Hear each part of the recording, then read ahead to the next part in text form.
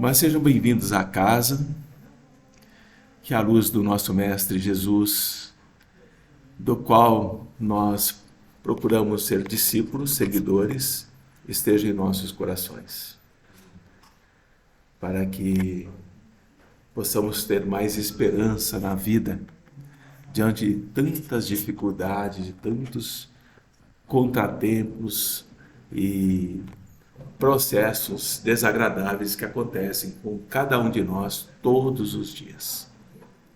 Faz parte do nosso viver e aprender. E eu fui convidado hoje para fazer essa pequena exposição do Evangelho do Mestre Jesus, segundo a doutrina espírita, né? E eu vou falar no capítulo 12, vou pegar 3 itens, cujo tema principal, que nós ainda não compreendemos, viu? Já vou tentar, que Jesus diz: amai aos vossos inimigos. Quem diria que nós, em pleno século XXI, ainda não entendemos, e por não entender, ainda não praticamos essa máxima que Jesus diz: amai aos vossos inimigos. Mas esse capítulo ele vem esclarecer um pouco isso, para que nós possamos, ao longo dos nossos dias, ao longo do nosso processo de envelhecer, adquirir maturidade e começar a compreender um pouquinho o que o Mestre está dizendo com isso. Mas lá no passado, nós mais velhos, lembramos nossos pais, nossos avós dizendo assim, que pau que nasce torto, morre torto, não é? Eles sempre falavam isso. Aquele que é mau vai sempre ser mau, aquele que é bom sempre será bom. E esse adágio popular, dentro do Evangelho do Mestre Jesus, não faz o menor sentido. São expressões populares. Por que não faz sentido? Porque a maldade, ela não é um estado permanente em nós. Nós, como humanidade, somos maus por determinado tempo. Mas essa maldade em si, ela não é eterna em nós. Ela decorre de uma imperfeição momentânea que nós carregamos. Da mesma maneira que nós vamos ensinar crianças para corrigir os seus defeitos, as suas malcriações, e vamos educando, vamos ensinando as boas maneiras, o homem mau, aquilo que nós já fomos ou que nós ainda somos, também vai reconhecer um dia essa maldade, esse erro de vibracional, de entender que nós precisamos nos tornarmos bons. É uma meta, é um destino nosso nós nos tornarmos bons. A maldade que nós hoje vivenciamos e que até nos assustamos com a mesma, ela é temporária, ela não permanece, ela vai se modificando ao longo do tempo. E essa mudança é muito lenta. E um outro grande equívoco que nós temos, e a doutrina vai nos ensinando, e daí a importância de termos essa mente aberta para compreender o que é que Jesus está dizendo no seu Evangelho, é que a morte, sair do corpo físico, morrer, ela não nos liberta da nossa própria maldade. Se somos maus, se somos perversos, nós morremos sendo maus e sendo perversos. Nós não nos transformamos em santos ou anjos porque morremos.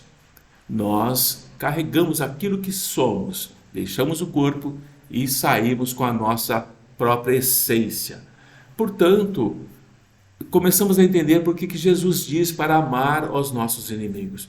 Porque os nossos inimigos de hoje, aqui na carne, serão os nossos inimigos depois da morte. Essa inimizade, ela continua. E aquele que fica vai sofrer as consequências desse inimigo, desse adversário que partiu através da morte do corpo físico. Ele terá, sim, a continuidade do seu ódio para conosco, ele terá, sim, a continuidade do seu projeto de vingança para conosco, mesmo depois da morte. É muito difícil nós abrirmos a mente e compreender isso. Mas nós podemos ver no dia a dia a quantidade de desequilíbrios da mente que estão acontecendo em crianças, em idosos, em jovens, em pessoas adultas, que aparentemente são saudáveis, mas elas carregam uma angústia, uma tristeza, uma insatisfação, uma sensação de que algo não está bom. É a influência mental desses nossos adversários, não necessariamente desta vida, mas sim de outras vidas, nos perturbando, nos desequilibrando em coisas pequenas ou não. E esse inimigo, esse adversário que já morreu, ele não consegue nos matar fisicamente. As leis divinas não permitem que espíritos possam matar um encarnado. Porque o que seria de nós? São invisíveis, nos acompanham 24 horas. Não sabemos onde estão, o que fazem, o que pensam. Se tivessem permissão para nos violentar fisicamente, nós não resistiríamos. Mas não existe essa permissão. Isso que nós vimos em filme, que os espíritos atacam e violentam e matam, isso são coisas fantasiosas. Mas eles podem sim interferir na nossa forma de pensar, na nossa forma de agir e na nossa forma, inclusive, de nos comunicarmos. Eles podem agir sobre nós. E é exatamente nesse sentido que Jesus diz que é melhor nós acertarmos com os nossos adversários agora do que depois que nós desencarnarmos. Porque esse processo de vingança continua e pode sim causar sérios problemas, nos desequilibrando tanto nas pequenas ou nas grandes coisas do nosso dia a dia. E por que isso acontece? O mundo invisível, ele se relaciona conosco o tempo todo. Há uma troca mental o tempo todo de energia entre nós, dentro de uma lei que determina a continuidade da vida. A vida em si, ela é única. Nós temos várias existências, mas a vida é uma só. Ela vai continuando. Nós vamos trocando de corpos, aprendendo, melhorando, nos recuperando, nos reajustando, mas a vida é uma só. E nós temos existências. Portanto, nesse sentido, nós temos um grande equívoco quando nós acreditamos e já ouvimos falar que o sangue lava a honra, que o sangue elimina o ódio. E não é verdade. A verdade é que o sangue, a vingança, ela conserva o ódio para além do túmulo. Quando nós não perdoamos, nós não procuramos melhorar o nosso pensamento diante de tragédias que acontecem com as nossas famílias, com os nossos entes queridos, e isso acontece todos os dias, nós ficamos em um pensamento fixo de ódio contra aquele que nos fez mal. Nós estamos alimentando o nosso processo de vingança para além da nossa vida do corpo. E ao morrermos, nós sairemos desse corpo com esse ódio fortalecido e iremos sim à procura daquele que nós acreditamos que foi o grande causador da nossa tragédia enquanto estávamos na carne. Por isso que é preciso entender a máxima de Jesus: amai aos vossos inimigos. E amar aos vossos inimigos não significa que você deve acolhê-lo no seu lar. Não significa que você deve abraçá-lo. Não significa que você deve visitá-lo e bater nas costas dele. Não é isso que Jesus está dizendo. O Mestre está nos dizendo que não devemos ficar ligados àquele que é o nosso inimigo pelos nossos pensamentos. Que os nossos pensamentos não sejam de ódio, não sejam de vingança, sejam pensamentos de pacificação. Ao invés de emitir pensamentos ruins para que a família dele desapareça, para que ele morra da pior forma possível, nós temos que nos blindarmos contra esse tipo de energia, através de substituirmos esses pensamentos por pensamentos de tolerância. Não é perdão. Olha que interessante. Não é perdão. Porque o tempo verbal aqui diz amai, é o futuro. Não é ame.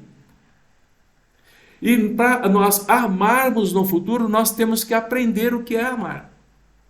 Nós aprendemos o que é gostar, nós aprendemos o que é agradar, mas amar, como Jesus nos ensina e nos pede, nós não sabemos fazer. Amar em plenitude, sem cobrança alguma, nós não conseguimos. Porque nós estamos nesse aprendizado. Esse pensamento que nos liga ao nosso adversário, ao nosso inimigo, tem que ser um pensamento de tolerância, de vibrar por ele aquilo que não me faça mal. Porque entra a lei de ação e reação. Toda força enviada, ela volta no sentido contrário. E no caso dos nossos pensamentos, ela volta reforçada por outros pensamentos que estão como ondas de rádio ao nosso redor. Se eu emito uma onda mental de muito ódio, quando ela chega até o meu adversário e retorna para mim, porque ela vai retornar, nesse intervalo, outras mentes doentias no ódio reforçam esse pensamento que retorna para mim. E o meu ódio aumenta. Aumenta. A ira se torna cada vez maior. E aí vemos esses absurdos, esses assassinatos, esses atentados que nos impactam profundamente. Desequilíbrios mentais acentuados por adversários espirituais. E o mestre está dizendo que mesmo corações perversos se deixam tocar pelas boas ações, mesmo a contragosto. Eu não tenho que me preocupar, pelo que ele está dizendo aqui, o que o outro vai achar do que eu estou fazendo. Eu faço porque eu gosto de fazer. Eu pratico uma boa ação, não para que o outro possa perceber que eu sou bom, mas sim para que eu me mantenha equilibrado, sem tempo para emitir pensamentos no campo ruim. Aquele que procede no bem não dá pretexto, não dá motivo para represálias. E se você pode fazer de um inimigo um amigo, mesmo aqui ou depois da morte, isso é possível através das ações que nós praticamos a princípio conosco mesmo. Porque às vezes nós somos inimigos terríveis de nós mesmos. Nós nos achamos o mais reles das pessoas. Nós somos aquele que não temos o menor valor nem para nós, nem para os demais. Somos inimigos de nós mesmos. E esse mau proceder que nós emitimos, nós vamos irritando cada vez mais os que estão ao nosso entorno. E nós podemos ter, sim, acreditem ou não, inimigos entre encarnados e desencarnados. E a grande questão que nós ainda não aprendemos é diferenciar culpa de arrependimento. Nós achamos que é a mesma coisa, mas a culpa, ela não nos liberta. A culpa, ela vai nos dilacerando, vivenciando aquela culpa de um erro que foi cometido e que eu não me perdoo. E esse não me perdoar por essa culpa me impede de me arrepender. Jesus está nos dizendo assim: arrependei-vos, ele diz. Ele não diz culpai-vos. Arrependei-vos e repare o erro que você cometeu. Não fique na culpa, porque a culpa irá aprisionar você, irá prender você. E o reparar o erro, são inúmeras as maneiras que nós temos de reparar erros. E nós não necessitamos especificamente de reparar o erro com aquele que realmente eu fiz. Eu posso fazer essa reparação de outras formas. Dessa forma, o que o Evangelho de Jesus está nos ensinando? Que nós devemos ter indulgência. Nós temos que ser benévolos, bondosos para com os nossos adversários encarnados. E olha que nós os temos. Temos no trabalho, temos no dia a dia do trânsito, temos no dia a dia do nosso caminhar, temos no dia a dia da nossa própria família. Nós temos adversários o tempo todo. E nós precisamos ser indulgentes, aprender a trabalhar a ira que eles suscitam em nós, para que possamos cada vez mais compreender que a raiva, a ira não nos traz nada de bom. O que Joana de Ângeles está nos dizendo, por exemplo, com amai os vossos inimigos. Ela está dizendo assim: a fatalidade da vida é alcançar a harmonia. Todos nós estamos destinados a ser seres harmoniosos. Todos nós estamos predestinados a um futuro de espíritos. Esses nossos corpos que nós adoramos tanto, que nós veneramos tanto, eles servem para nós aprendermos. Mas o futuro não está destinado ao corpo, está destinado ao espírito. E quanto mais você entende o que é ser espiritual, o que é ser bom, o que é entender a dinâmica da vida, melhor será o seu futuro, como espírito. Porque você se aproxima cada vez mais de Deus, você se aproxima cada vez mais do objetivo do espírito, que é se iluminar. Por isso Jesus fala sempre para nós: vós sois deuses, podeis fazer o que eu faço e muito mais. Porque essa luz divina já está em nós, é que nós impedimos que ela brilhe, dado a situação que nós vivenciamos. Qualquer desvio, por exemplo, do sentimento de amor, nós caímos no desequilíbrio. E é interessante essa dualidade. Quando nós nos afastamos do amor, da bondade, da benevolência, da tolerância, da busca por se equilibrar, nós nos aproximamos da dor. Tudo é ruim, tudo não serve para nada, tudo é cansativo, tudo é exaustivo e tudo é só sofrimento. Porque nós nos afastamos da questão das energias do amor.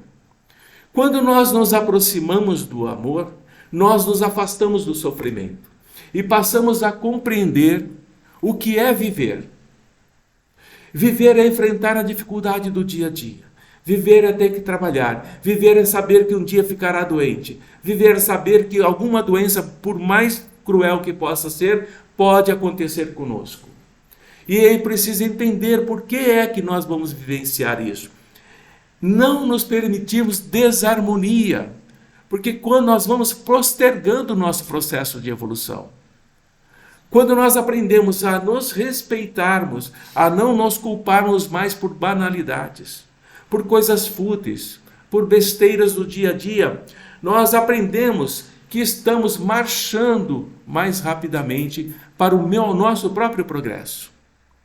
E esse progresso que nós vamos marchando é que nós começamos a perceber que estamos saindo de um campo de sombras, um campo de dor, um campo de tristeza, um campo de depressão, um campo de mágoa, um campo de agonia, para um campo de leveza.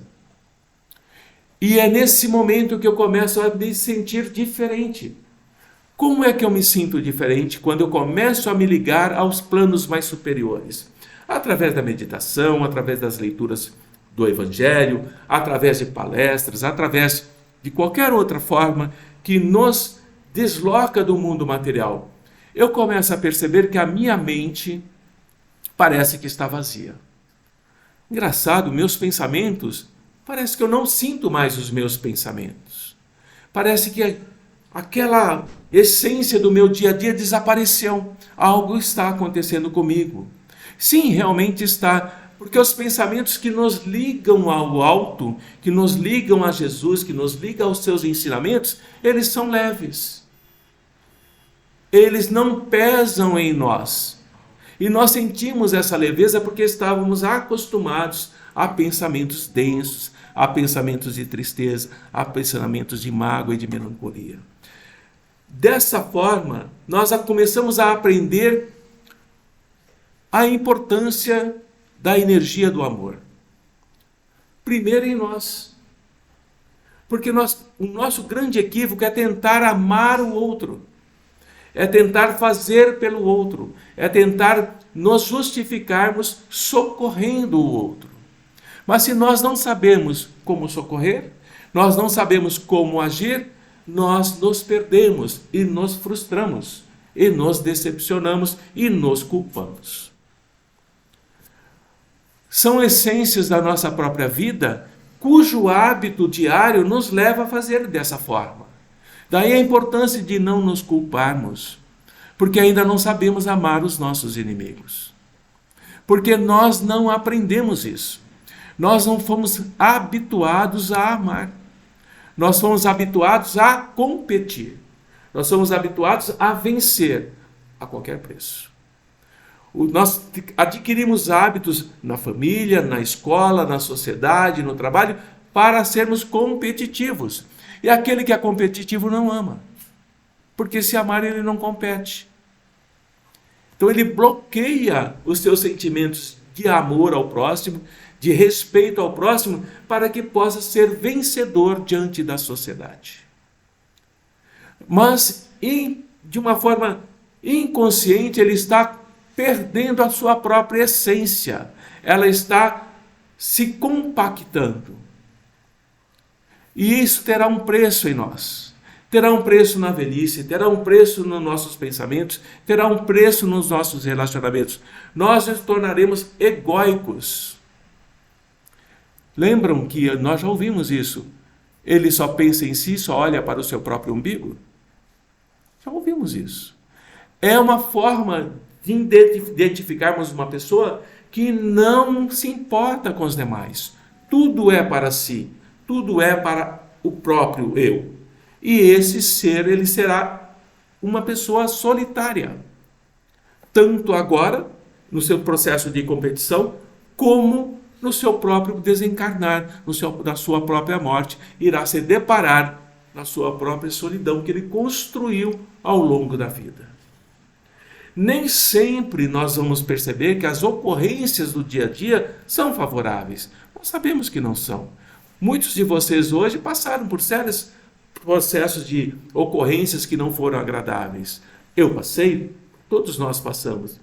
E esses fenômenos perturbadores, pela agressividade com que eles chegam até nós, por meio de um desvio de conduta, por meio de um erro, mediante, por exemplo, uma ação indevida, eles vão gerar reações em nós, reações profundamente infelizes, das quais nós nos sentiremos culpados. Eu não deveria ter reagido dessa forma. Eu já tenho um conhecimento, eu achava que eu tinha um equilíbrio para isso, mas eu me surpreendi com a minha atitude.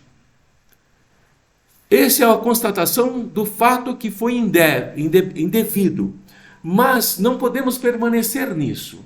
Nós temos que acreditar e pensar que sim, eu agi de forma equivocada, mas ficarei mais atento.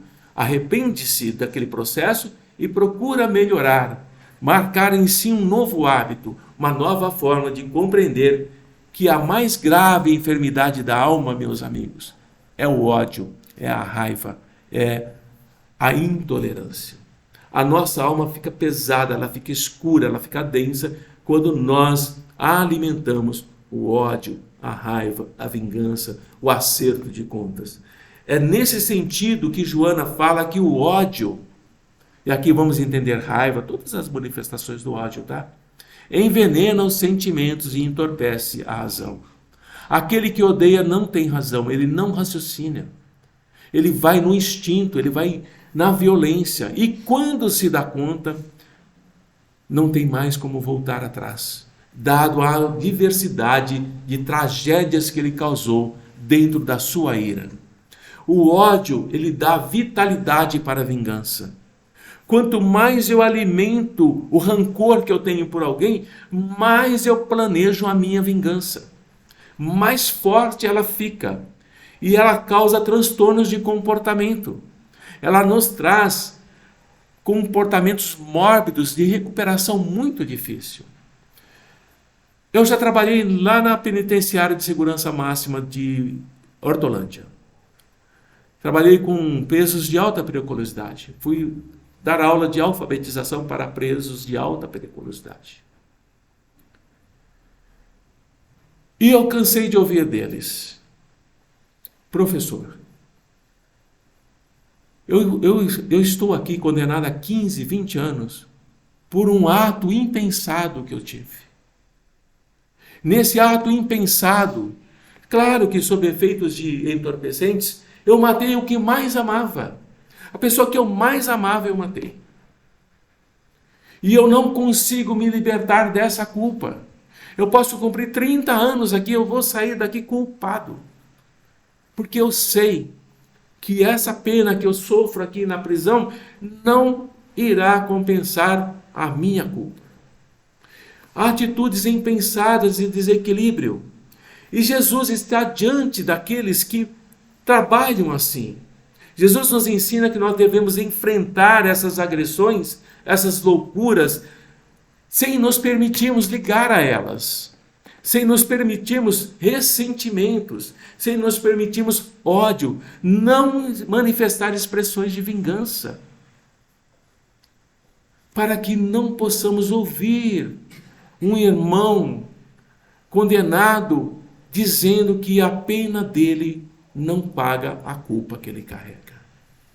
Ele sente isso em seu coração.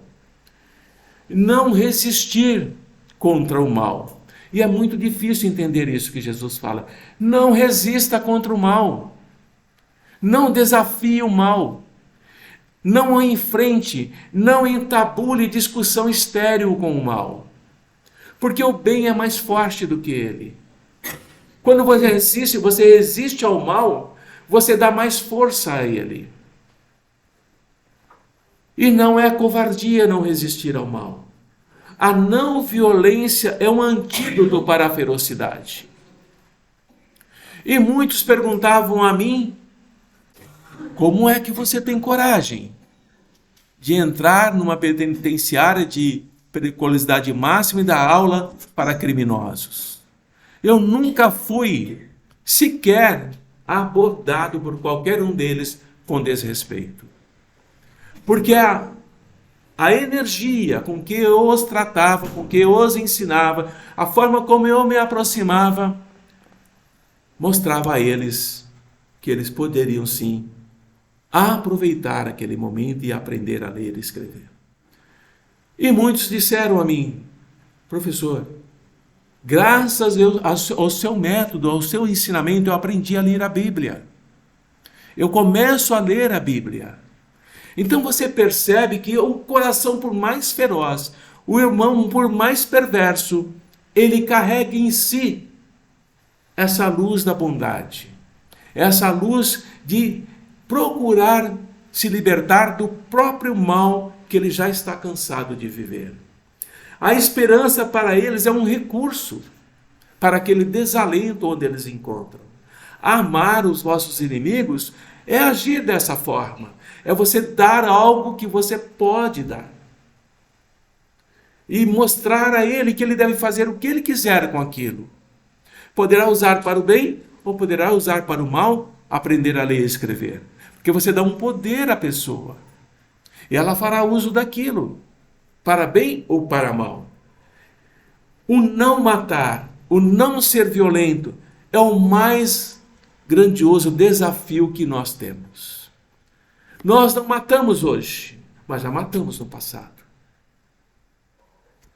Nós temos um equilíbrio emocional melhor hoje, mas já fomos desequilibrados no passado. Nós já fomos criaturas humanas que experimentamos a ira e o ódio, mas hoje nós procuramos experimentar a benevolência, a indulgência. Nós já fomos aqueles que Joana de Ângeles nos fala, precisa perdoar os criminosos. Precisa amar os criminosos. Porque quando você se olha no espelho, você está olhando para um criminoso do passado. E ao olhar, assim, ou ler essas frases de Joana, esses ensinamentos de Joana, nos desperta para a vida. Quando eu me olho no espelho, eu estou olhando para um criminoso do passado. Mas eu não devo me culpar por isso. Eu devo corrigir isso. Eu devo acertar isso. Amar aos vossos inimigos começa a amar por si mesmo. E terminando, faltando 2 minutos, que Joana vai terminar sempre, ela diz que nós somos vitoriosos somente quando nós nos vencemos interiormente. E é uma luta difícil. Nos vencermos interiormente é uma luta muito difícil.